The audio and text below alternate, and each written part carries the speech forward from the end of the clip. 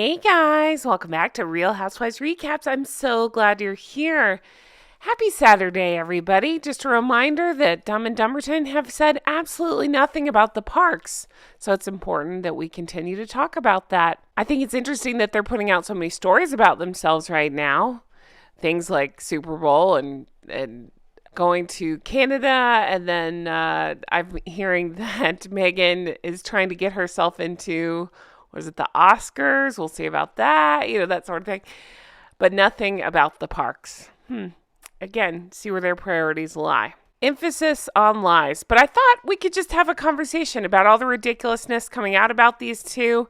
And I found an article that pretty much roasts Harold and fraud. So I'm here for it. I thought we could talk about all that. I'm here for it. Let's talk. I'm Jen. Thanks for being here. I am hearing Dumb and Dumberton will be at the Super Bowl.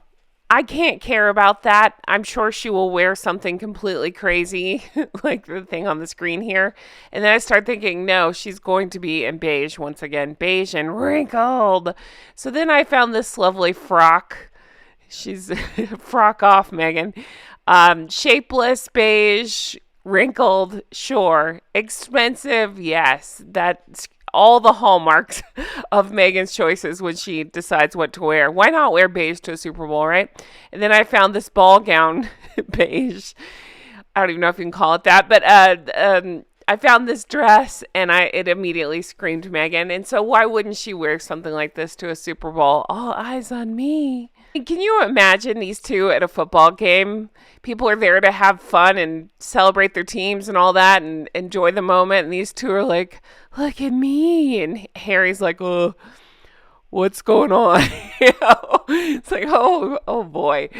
What a wet blanket situation that would be. Just, imagine you scored tickets to this like really fancy suite or whatever, and somebody was dumb enough to put these two up in it. Oh man, that does not sound like fun to me. I have two questions for you though. You got to answer in the comics. In the comments. One, is Harry going to be doing his new stand-up shtick? Everybody's roasting Harry because apparently he was trying to be funny on this stage. I can't even call it jokes. Whatever he was doing on the stage here, trying to be likable, it failed miserably, it sounds like. So I have a question about that. Do you think he'll be trying more of a stand-up shtick while he's there? Is this the new Prince Harry shtick? Is this going to be his thing now? Waka waka.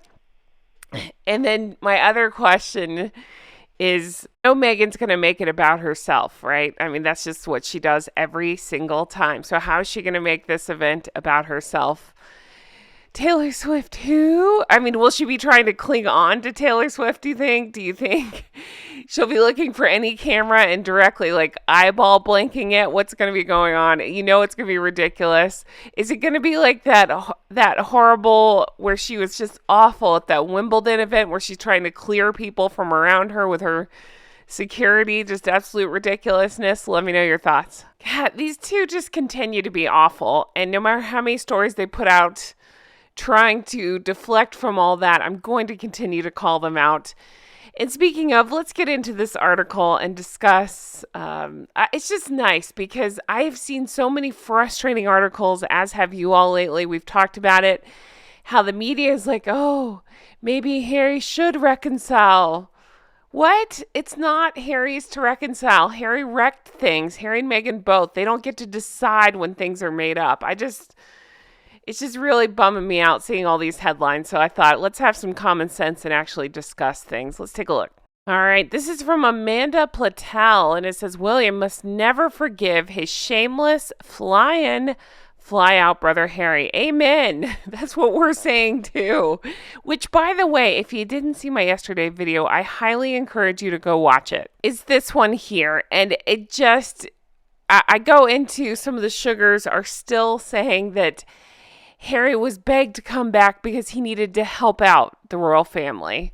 I mean, you can't make stuff like this up. I really go hard after him. Definitely take a look if you didn't see it yesterday. But I can't tell you the relief I'm seeing with things like this and you guys in the comments that at least some people can still see it. I don't understand this want of this reconciliation. There's nothing to reconcile. As so many of you astutely pointed out in the comments, It can't even be called a feud. I mean, it's not a feud because it's not two-sided. This is Harry and Meghan picking on the royal family at this point because the royal family is not saying anything back. Okay, let's get into this. Opinion was divided over Prince Harry's mercy dash. See, even that bugs me because this is a thing that I'm seeing too. He raced from LA. Nobody asked him to be there. There is no racing. If anything, it's just drawing attention that the king may not have wanted, like the negative attention of, oh my God, it must be serious if Harry's rushing over like that. No, he's just making it about himself. To be by his father's side after the news broke of the king's cancer. He was seen by some as loving son, desperate to be with his stricken pa. Others viewed it differently. Ding, ding, ding. Royal biographer Ingrid Seward said he used the visit as a PR opportunity. Exactly this. If you don't believe me, how come we got details of him going? We got pictures of him going, pictures of him leaving to prove that he was there, and yet he was able to secretly go to this NFL thing and then all of a sudden wind up on stage in Vegas. Do you see what I mean? It's when he chooses to release things. That's what we're seeing. And so the fact that not everybody can see that really does blow my mind. Whatever the case, one can't escape the fact he was in UK for just 26 hours and again, only saw his father. I won't even read this, not for 30 minutes like we originally thought. It was only for a few minutes before going straight back to LA on a scheduled flight. Okay, so I am getting more about this. I'm going to say allegedly because I can't prove it. But some of you sleuths are so brilliant. And now you're thinking that maybe not the whole trip, but part of it was done on private planes. It doesn't matter. He's the one that's loudly giving speeches about being an eco-warrior and every decision matters and all that stuff. And then again, here we are taking private planes for just a 15-minute visit. Then the article continues, since he then took a plane to Las Vegas to present an award in an NFL ceremony, he clearly never had any intention of hanging around. I don't think he was invited. And so he had nowhere to hang around at. And yet during his whistle-stop visit, those close to Harry let it be known the oh-so-busy prince would have gladly accepted a meeting with estranged brother William. To me, it was just another jab, trying to make William seem like he was, Prince William, seem like he was the bad guy for not meeting with his brother. But why should he? Not after all this, and not during all this that William is going through. No. What unbelievable gall. Is he really so self-centered, so blind to reality that he thinks he can just waltz back into the country and magnanimously declare he's ready to meet with William after all he's done? Thank you. Finally, this is what I have been saying as well. Vilifying the royal family for his Netflix millions.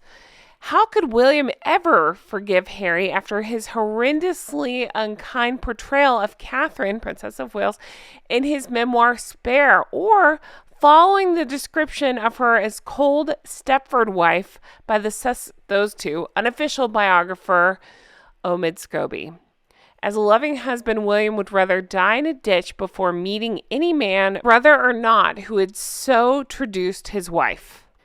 And why would the Prince of Wales, caring for Catherine after her abdominal surgery and juggling fatherly duties as well as extra royal ones, break bread with the brother whose petulant departure from our shores led to such an increase in his workload? That part I'm going to disagree with because I don't think Harry was doing much of anything before, but I get what she's saying. Then there's the sheer emotional toll of King Charles's serious illness, so much of which falls on William's shoulders in his brother's absence. A 30-minute meeting before flying out again shows Harry couldn't care less about that. William was unequivocal when Harry arrived here this week. A source close to him said there would be no meeting, full stop. I'm not surprised and doubt there ever will be. I don't believe William should ever forgive his shameless fly-in, fly-out brother Harry.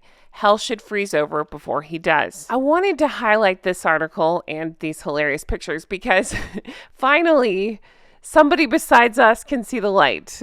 And I don't just mean the candle that I love so much that's blocking Meghan. No, seriously though, somebody can finally see it and is saying it. And I know there are a few that are saying it, but I've been so sick to death over this stupid coverage of this non-event of Harry making it about himself and then flying there and back really quickly. And then people calling for a reconciliation. You don't get to dictate the terms of that sort of thing. I swear it's Meghan behind this. I'm telling you, my gut is telling me it is Meghan behind this. And I'm not just trying to vilify her. He's just as bad and sometimes worse than she is. But I'm saying it like, I think they're that desperate. I can see it in the sugars when they comment. They seem to be getting more desperate. Harry and Meghan are more desperate because literally they have nothing else. So I feel like they're out of time. They're out of money. So they're doing all these things, trying to throw everything they can at the wall to see if anything will stick. They're busy suing people and settling. I mean, how's that dragon slaying going, Harry? Didn't he talk crap about William for settling? Yeah. But I still hear, I think according to Taz was pointing out how much in the hole he's going to be even for settling. I think that's fantastic. But I think they're more and more desperate. So we're getting more and more of these BS articles. Think about all the times we get that Meghan's comeback is right around the corner. They're going to make this huge role for her. She's going to be directing this thing that never happens. Manifest it all you want, you psycho. You should have manifested yourself being nicer to Her Majesty the late Queen. That's all I'm going to say on that.